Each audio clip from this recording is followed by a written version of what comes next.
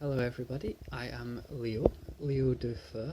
I'm an artist who lives in Burnt Island in Fife in Scotland, United Kingdom, the world, and I am going to today give you a tour around my studio. This is my studio with lovely north-facing light, two north-facing windows, birds batter on one.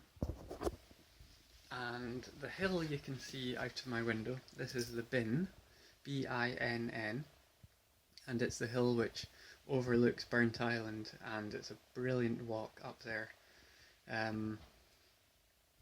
You get amazing views all the way across the Firth of Forth, all the way across to Edinburgh.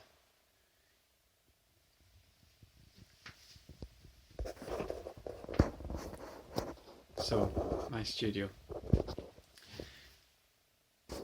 It's quite a small space, it's just the second bedroom of our house, and it's a full space, and a lot of what is in it is not my art stuff, but is stuff like this.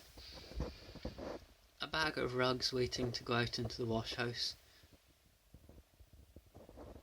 A box of all the toys that my son plays with when he's in here, when I'm sort of trying to work. A bag of his clothes which no longer fit waiting to go up into the attic. My rucksack. Bag waiting to go to landfill. Bags waiting to go to paper and plastic recycling.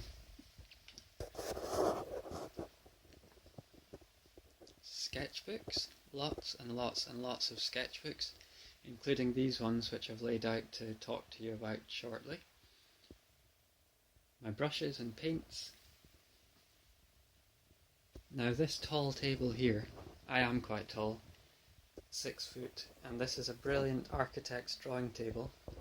You can see that every space is full.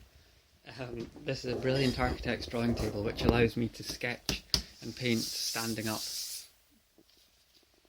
This is my plans chest, which came from an architect's office.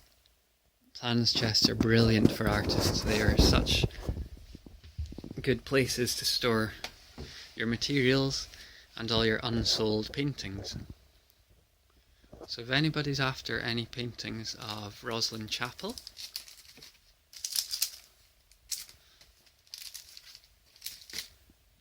the Isle of May,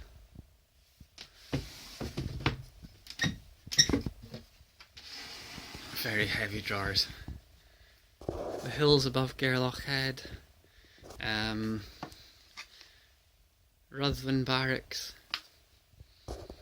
Isla, the Isle of May,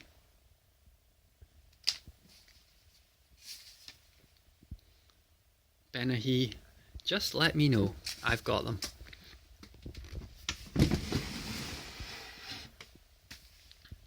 This drawer here, I think, yeah, this is mostly unused materials, mostly.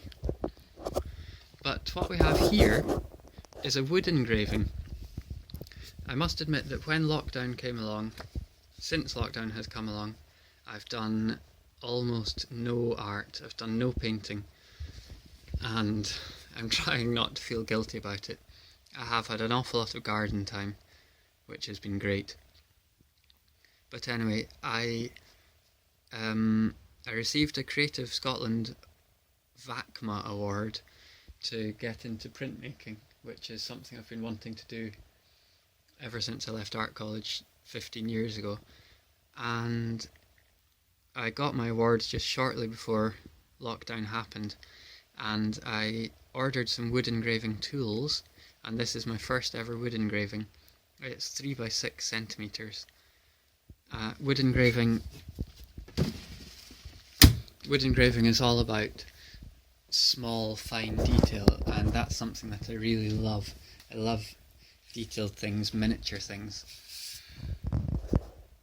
So this is the engraving, this is the print from the engraving, and this is the block of wood which I have cut into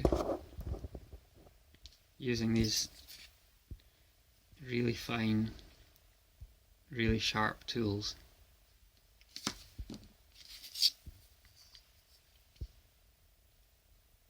So I have done some art, but not nearly as much as I would have thought I would get done in 7 weeks at home.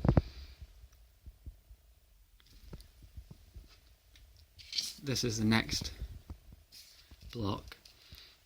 Wood engraving is done on really, really hard wood, which has been very finely polished, and it's done on the end grain. Here's an uncut piece, the end grain, so you can see the rings of the tree.